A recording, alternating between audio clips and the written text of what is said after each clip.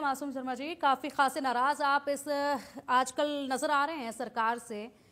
ऐसी सरकार जिसके लिए आपने गाने भी गाए हैं, बखूबी आपने गानों में भी पिरोया है काबिलियत को, और उसके बाद अब उसी सरकार से आपकी नाराजगी जो है वो देखी जा रही है। कुछ गाने ऐसे जिनको बैन कर दिया गया है, ये गाने ऐसे थे जो बहुत ही ज्यादा पसंद किए गए, खासकर हरियाणा की जनता के बीच में रहे, देशों तक में भी ये गाने जो हैं वो गए हैं, लेकिन अचानक से इस पर गाज गिरी है। सबसे पहले जानना चाहूंगी कि जो गाने हैं इनको आप जरा बताएं, कौन से ये गाने हैं? बहुत सारे गाने जो हैं वो नाराजगी वाली नहीं है कि सरकार से कोई नाराजगी है। बस बात यह है कि अगर कोई काम सरकार करना चाह रही है तो उसको उसके लिए कोई कानून लेके आए, उसके लिए कोई आप पोर्टल तैयार करो, उसके लिए आपको एक सिस्टमेटिक तरीके से आपको मतलब वो हम एक हरियाणा तक सीमित नहीं रख सकते। अगर हरियाणा का यूथ, अगर आप गन कल्चर को आप चलो उसको खत्म करना चाहते हो, ठीक है उन गानों को, लेकिन वो उसके साथ फिर फिल्में भी बहुत बड़ी बड़ी हैं, फिल्मों में गाने भी बहुत बड़े बड़े हैं।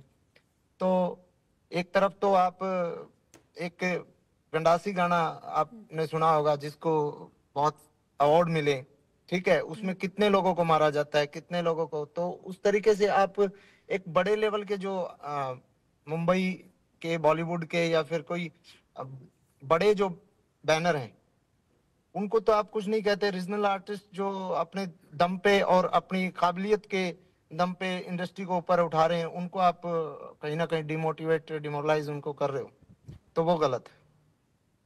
बिल्कुल बिल्कुल मासूम शर्मा जी, आप कह रहे हैं कि अगर आपने कुछ करना है तो सबके साथ बराबरी में करें, भेदभाव क्यों करें? आप लगातार ये इल्जाम जो है वो लगा रहे हैं कि आप ही को केवल टारगेट किया गया। इल्जाम नहीं लगा रहा मैं एक सलाह दे रहा हूँ कि अगर आप हरियाणा के गाने बैन कर दोगे कोई बात नहीं, तो पंजाब के गाने सुनेगा हरियाणा की अगर ऑडियंस आपको याद हो, दिलजीत दोसांझ जो है हाल ही में काफी मंचों से गाने गा रहे थे, कुछ जगहों पर उनके गानों पर भी प्रतिबंध लगाया गया था। ऐसे गाने जो कि गन कल्चर को बढ़ावा दे रहे थे, उनके गानों पर भी कई मंच ऐसे थे जहां पर पुलिसकर्मी पहुंचे थे और उन पर भी पाबंदी लगाई गई थी। मंच से पाबंदी लगाओ, लेकिन यूट्यूब से आप उन चीजों को बैन कर रहे हो तो फिर सभी को करो ना। आप पंजाब की भी चीजें, अब देखो हरियाणा का यूथ अगर नहीं सुनेगा, मान लो हरियाणवी, आप यूट्यूब कितनी बड़ी दुकान है, यूट्यूब पे अगर आपको हरियाणवी कंटेंट नहीं मिलेगा तो हरियाणा का जो यूथ है, हरियाणा के जो लोग हैं, वो पहले 15 साल पहले, 20 साल पहले क्या सुनते थे?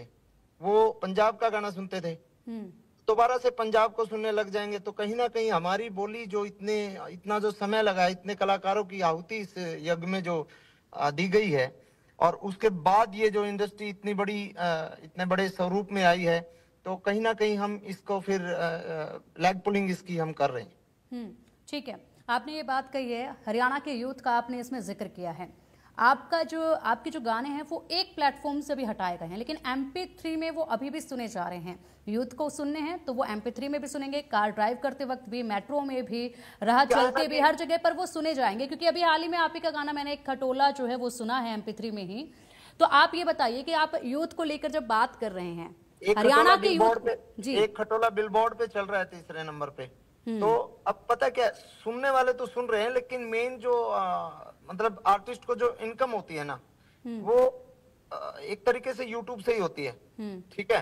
बड़ा रिवेन्यू जो आता है यूट्यूब से आता है, और आप उसी चीज को अगर रोक रहे हो और उसी को आप वो कर रहे हो, तो फिर कहीं ना कहीं नुकसान कर रहे हो। और ऐसा नहीं है कि लोग सुन नहीं रहे, यूट्यूब पे भी दोबारा से फिर वो गाने लोगों ने डाल रखे हैं। वो अब उनका लिंक बैन हुआ है, जो 200 300 मिलियन के गाने हैं, उनके लिंक जो है उनको बैन कर दिया गया।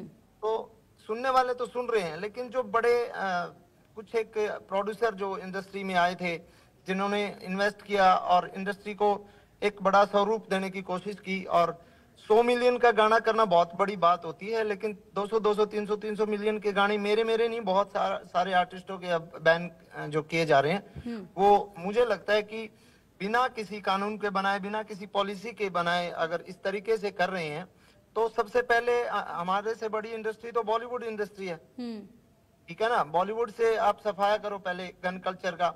और गन कल्चर से बड़ी जो समाज में जो दिक्कत है वो गंद कल्चर की है, जो इंस्टाग्राम पे सरेआम मुजरा होता है ना, आप उस पे आप पाबंदी लगाएं। जो गंदा मासूम जी, अश्लील जो चीजें।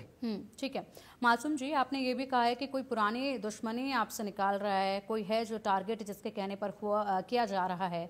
तो ये पुरानी दुश्मनी कौन निकाल रहा है, कौन है ये आपका दुश्मन, खैर कुछ मेरा बता दुश्मन सकते हैं नहीं इसके है, बारे में? मेरा दुश्मन नहीं है, कुछ एक साथी कलाकार हैं जो सरकार में थोड़ी मजबूती के साथ बैठे हैं, और वो कुछ एक अधिकारियों के साथ गजेंद्र फोगाट की बात कर रहे हैं क्या आप?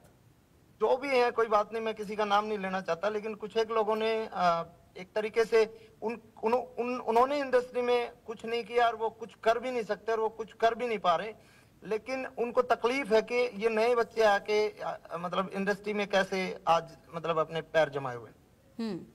ठीक है। तो यानी कि इस तरीके से आपको जो है कुछ खासे लोग जो हैं वो टारगेट कर रहे हैं, आप ये कह रहे हैं। आपने अपनी बात पे अभी ये कहा कि जो हरियाणा का यूथ है वो अगर हमारे हरियाणवी गानों को नहीं सुनेगा तो पंजाबी गानों की तरफ जो है वो बढ़ चलेगा। अगर बात की जाए तो हरियाणा का यूथ ऐसा है जो कि पहलवानी भी करते हैं, जिनको फॉर्च्यूनर कार रखने का भी शौक है, जिनको स्कॉर्पियो में चलने का भी शौक है, यारों दोस्तों का भी शौक है, और ऐसे में आपके जो गाने हैं वो उनके इस पूरे रुतबे में और भी चार चांद लगा रहे थे। आपको नहीं लगता कि हमारा जो यूथ है वो ऐसे गानों से कहीं डायरेक्शन जो है वो भूलेंगे, या फिर इतना आसान है उनके माइंड को वॉश कर देना कुछ गानों से? सुनिए, आप मेरी बात सुनिए, प्रैक्टिकली आप चीजों के साथ जाइए। आप जितने भी गैंगस्टर्स हैं उनसे पूछिए कि वो मजबूरी में बने हैं, या फिर वो गाने सुन के बने हैं, या फिर वो बेरोजगारी में बने हैं, वो किस वजह से मतलब बदमाश बने। दूसरी बात मैं आपको कहना चाहूंगा, आप किसी भी जिम में चले जाए, किसी भी जिम में चले जाए, उस जिम में जो मतलब पहलवान जो मेहनत करते हैं वो किस तरीके का म्यूजिक बजा के मतलब वो मेहनत करते हैं। अब वो मुन्नी भाई बजा के थोड़ी मेहनत करेंगे, उनको जोशीले गाने की जरूरत है, और जोशीले गाने सुन के वो मेहनत करते हैं। आप कहीं भी प्रैक्टिकली आप इसको आप खुद भी देख सकते हैं इस चीज को। मासूम शर्मा जी, एक वक्त था जब आप बहुत ही ज़्यादा रोमांटिक प्यारे प्यारे गाने गाया करते थे। आखिरकार आपकी ज़िंदगी में अब ये रोमांस जो है वो ख़त्म क्यों हो गया है, जिसके चलते आप ये पूरी तरीके से बदमाशी वाले गाने, रफ एंड टफ गानों की तरफ चले गए? मैं यहाँ पे ये चाहूँगी कि जो आपके रोमांटिक गाने हैं, जो सबसे आपके दिल के करीब है, एक बार ज़रा वो गा के सुनाइएगा, ताकि हम भी वो एक रोमांटिक जो चेहरा है जो इस वक्त थोड़ा भूलते जा रहे हैं वो आपका देख सके दोबारा। ये बात ये है कि रोमांटिक वाली बात ये है कि इंडस्ट्री में है ना एक स्टाइल आता है, 5 साल बाद कोई और स्टाइल आएगा, 5 साल पहले कुछ और स्टाइल था। एक टाइम था कि हरियाणा में डीजे के जो गाने बजते थे, मारी गाल में एक पटोला तू, कोठे चढ़ ललकारू, और इस तरीके के गाने, सॉलिड बॉडी, उस तरीके के गाने भी बजते थे। वो स्टाइल चेंज होता है, ऑडियंस चेंज होती है, 5 साल बाद यूथ 10 साल बाद चेंज हो जाता है, ठीक है ना। तो उस हिसाब से फिर चीजें चेंज होती रहती हैं, और एक जॉनर सेट होता रहता है। उस हिसाब से आर्टिस्ट काम करता है, आर्टिस्ट अपनी डिमांड के ऊपर काम करता है, इंडस्ट्री की डिमांड के ऊपर काम करता है। तो आपको लग रहा है कि आज के ये जो इंडस्ट्री है या फिर यूथ है, समाज है, वो रोमांटिक गानों की जगह पर ये बदमाशी वाले गाने जो हैं वो डिमांड कर रहे हैं, ज्यादा पसंद किए जा रहे हैं? रोमांटिक भी चलते हैं। रोमांटिक मेरा अभी लेटेस्ट महिला मित्र मेरा गाना बहुत अच्छा चल रहा है। उससे पहले 2 लाइनें इसके आप जरूर सुना दें, क्योंकि मैं आपका ये रूप देखना चाह रही हूँ। चांद मेरा एक गाना था, वो बड़ा अच्छा चला था। एक मेरा खुले खुले बाल बहुत अच्छा गाना चला था, तो उसकी 2 लाइन मैं आपको सुनाता हूँ। तेरे खुले खुले बाल घनेंगे चला गे सरे मक्खा जूड़ा ना करया करे, वो तेरे खुले खुले बाल घनेंगे चला गे सरे मक्खा जूड़ा ना करया करे। ये 2 लाइनें याद हैं, पूरा लिरिक्स उनका जो है याद रहता नहीं। उसके अलावा मैं एक सवाल मेरा है, आप उसको सरकार से मान लो, समाज से मान लो। अब मेरा एक गाना आया था, बैठा बलद कदे लात मार के ठाया ना करते, वो बहुत ही सामाजिक जो गाना था। एक मैंने कन्या भ्रूण हत्या के ऊपर लाडो गाना गाया था। तो कौन सा मतलब इन गानों को जिस तरीके से आप गन कल्चर के गानों को बैन कर रहे हो, कि तो अच्छे गानों को आपने कौन से अवार्ड दे दिए? ठीक है। आपने यहाँ पर जिस तरीके से बताया था अभी अपनी बात में, दूसरे सवाल के जवाब में आपने कहा था कि कुछ लोग हैं जो सरकार के करीबी बने बैठे हैं, इंडस्ट्री में वो कुछ कर नहीं पा रहे हैं। ऐसे कुछ लोग हैं जिनको ज़्यादा पीड़ा जो है वो कहीं ना कहीं आने वाले नई जनरेशन के गानों से हो रही है, आपने ये कहा था। लेकिन अगर बात की जाए तो आपने भी भारतीय जनता पार्टी के सपोर्ट में गाने गाए थे, जिसमें आपने गाया था कि भारत का हर बंदा बोले बीजेपी को वोट करो, सही भविष्य चाहिए तो मोदी को सपोर्ट करो। ये गाने आपने गाए थे, कई तस्वीरें भी आपकी देखी जाती हैं, और राहुल गांधी के साथ भी तस्वीरें आपकी देखी जाती हैं, बाकी जो भारतीय जनता पार्टी के दिग्गज हैं उनके साथ भी तस्वीरें देखी जाती हैं। तो सरकार के करीब तो आप भी नजर आते रहे हैं वक्त के साथ। देखिए, मैं कलाकार हूँ और कलाकार की ना तो कोई जाति होती और ना कोई बिरादरी होती, ना कोई धर्म होता। कलाकार अपने आप में एक अलग चीज होती है। जो मान सम्मान से कलाकार को, सच्चा आर्टिस्ट को जो भी मान सम्मान दे के बुलाएगा, एक सच्चा आर्टिस्ट वहीं पे मतलब जाएगा। तो ये है कि मैं एक राष्ट्रवाद से जुड़ा हुआ आदमी हूँ और मेरा, आप इंस्टाग्राम पे कैप्शन चेक करोगे, कई साल से वही है कि जब से इंस्टाग्राम मैंने अपना बनाया है, राष्ट्र सर्वोपरि। तो राष्ट्र हित में कहीं ना कहीं मुझे बीजेपी पार्टी जो है, कुछ एक काम उनके अच्छे लगते हैं, तो इस वजह से मैं, मेरी जो भावना है, जो मेरी दिली जो मतलब भावना है उनके साथ है, उनके विचारों के साथ है। अब उन उस पार्टी में अगर कुछ लोग गलत कर रहे हैं तो अब उनके साथ मतलब ये तो नहीं हो सकता कि हम उनके साथ भी खड़े हो जाएं। ठीक है, बड़ी बात आप ये कह रहे हैं कि पार्टी में कुछ लोग गलत कर रहे हैं तो हम उनके साथ नहीं खड़े हो सकते हैं। अगर बात की जाए मासूम शर्मा जी, जितने गाने आपके पसंद किए जाते हैं उतना ही अधिक जो है कंट्रोवर्सीज आपको पसंद करती हैं, क्योंकि आए दिन जो है कहीं ना कहीं कुछ कुछ बड़ी चीज़ें जो है वो देखी जाती हैं। ब्लैकमेलिंग का एक आरोप लगा था, धमकी मिलना व्हाट्सएप के जरिए, गोली चलवाने का आरोप आप पर लगा था। उसके बाद अब एक ये नई कंट्रोवर्सी जो है वो शुरुआत हो गई। आखिर इतना इतना प्यार इन कंट्रोवर्सीज को आपसे क्यों? गानों के साथ साथ गाने भी आपके मामला खूब क्या ही होता है ना पसंद कि किए देखो, जाते हैं। मैं हमेशा सच्चाई के साथ लड़ता हूँ और मैं मतलब ये है कि परमात्मा ने मेरा साथ दिया, मेरी ऑडियंस ने मेरा साथ दिया, तो मुझे डरने की किसी से जरूरत नहीं है। तो मैं सच्चाई के साथ लड़ता हूँ, चाहे कितनी बड़ी समस्या आ जाए, मैं घबराता नहीं। और उसी के साथ मैं जितने भी जो चीजें हैं, जब भी आदमी बढ़ता है, जब उसके साथ लोगों का प्यार बढ़ता है, तो उतने ही उस तादाद में नहीं तो कम कम तादाद में उसके साथ नफरत करने वाले लोग भी कुछ एक पैदा हो जाते हैं। ये बिल्कुल। चीजें कलाकार को, पॉलिटिशियन को, जो जो भी है, जो भी आगे बढ़ता है, उसको ये दहेज में मिलती हैं चीजें। नेगेटिविटी उसके साथ चलती है पॉजिटिविटी के साथ। तो इनसे मैं घबराता नहीं और ना मुझे घबराने की आवश्यकता। तो नाम बनेगा तो नाम बदनाम भी होगा, ये आप कह रहे हैं। बिल्कुल। हाल ही बिल्कुल। में अभी आपका एक कार्यक्रम हुआ, उसमें एक छात्र जो है वहां जी। पर चाकूबाजी चली, कुछ घटनाक्रम हुआ, जरा उसको भी बताइएगा, क्या वजह रही है, ऐसा क्या हुआ? अब वो देखो, एक बात बताओ, मेरा प्रोग्राम खत्म हो गया था, खत्म होने के बाद वहां क्या हुआ है क्या नहीं हुआ है उससे मेरा कोई वो तो है नहीं, लेकिन मुझे जितना पता चला कि चाकूबाजी हुई। अब कोई किसी को ये थोड़ी है कि मेरी शो की वजह से चाकूबाजी हुई। चाकू जो लेके गए हैं वो तो उनका पहले से डिसाइड था ना कि हमें क्या करना है क्या नहीं। दो गुटों में जो झगड़ा हुआ है, जो भी हुआ है, तो वो पहले उनका जो भी होगा डिसाइड ही होगा। ऐसा तो नहीं है कि गाने सुन के उन्होंने कर दिया। वो तो प्रोग्राम भी खत्म हो चुका था, प्रोग्राम खत्म होने के बाद वो वहां पे हुआ। और मैं निंदा करता हूँ इस प्रकार का कार्य, मतलब इस प्रकार की भावना नहीं होनी चाहिए छात्रों में। आपस में गुटबाजी भी नहीं होनी चाहिए, आपस में प्रेम से प्यार से रहना चाहिए। बिल्कुल, तो जिस तरीके से गुटबाजी हुई थी ये भी काफ़ी चर्चाओं में रही थी, क्योंकि पहले से ही आपके कुछ गाने बैन किए जा रहे हैं, लगातार जो है आप चर्चाओं में बने हुए हैं। ऐसे में आप ही के कार्यक्रम में उसी दौरान पर गुटबाजी हो जाना, तो ये भी सवालों के घेरे में कहीं ना कहीं आ ही चुके थे। इसके अलावा एक और अच्छी चीज़ देखी गई, एक आपके चाहने वाले, एक आपके फैन जो हैं वो काफ़ी दूर से लंबा सफ़र तय करके साइकिल पे आपके पास पहुंचे थे आपसे मुलाकात करने के लिए। उस वक्त जी। आपने उन्हें एक बाइक भी जो है वो गिफ्ट की थी। क्या था ये पूरा दृश्य जो है, एक बार जरा विस्तार से बताइएगा, किस तरीके से फैन आपके पास पहुंचे थे, क्या आपकी बातचीत उनसे हुई? अभी लगातार आ ही रहे हैं, डेली दो तीन लोग, कोई पैदल आ रहा है, कोई आज भी एक बिजनौर से आया लड़का, क्या नाम है उसका। हुआ है सिलसिला इस तरीके से, या पहले से ही ऐसे सिलसिला जो है वो चल रहा था?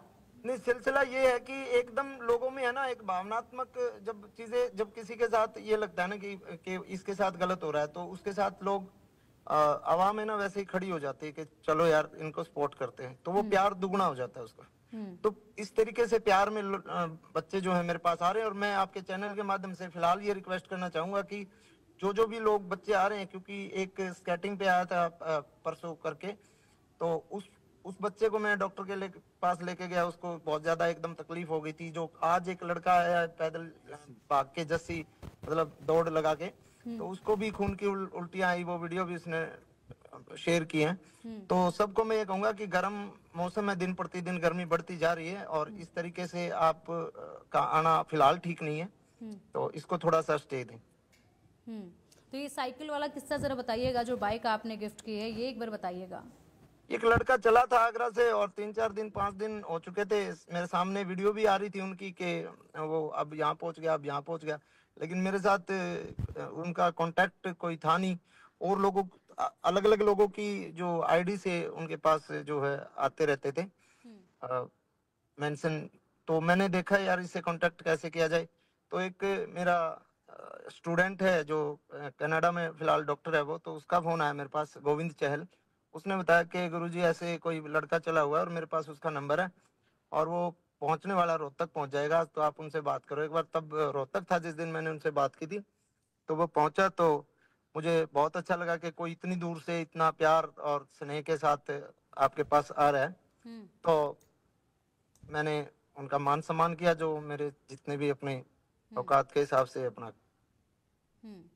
ठीक है, आपका महिला मित्र गाना जो है इन दिनों वो भी काफ़ी सुर्खियों में है, लोग उसे काफ़ी पसंद भी कर रहे हैं। ज़रा एक बार इसकी भी तो लाइनें जो है वो गा दीजिए, क्योंकि मैं नहीं चाहती कि सिर्फ आपको तनावपूर्ण सवाल ही मैं पूछती रहूं।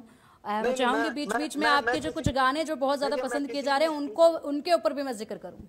मैं किसी भी सवाल से तनाव में नहीं आता। मेरा जो है अलग तरीके का नेचर। आप किसी भी प्रकार के सवाल कर सकते हो, मैं अपने जवाब जो मुझे ठीक लगेगा मैं वो दूंगा।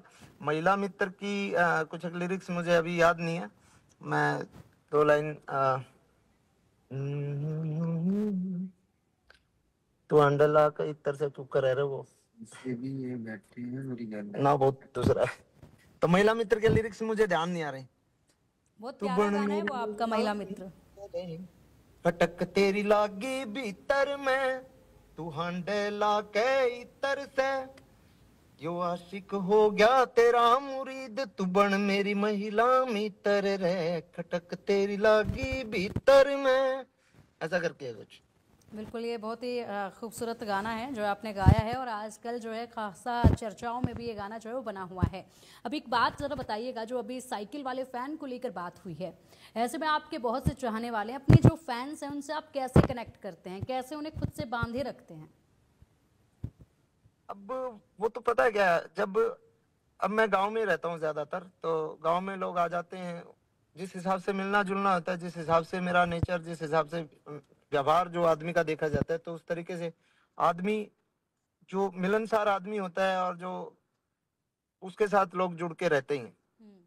मेरा जो मानना है, चाहे वो नेता है, चाहे वो कलाकार है, चाहे वो आम इंसान है, कोई भी आदमी है, अगर आपका व्यवहार अच्छा है, नेचर अच्छा है, लोगों के साथ बातचीत करने का तरीका अच्छा है, तो लोगों का प्यार आपके लिए बढ़ता रहता है। ठीक है मासूम शर्मा जी, बहुत बहुत शुक्रिया।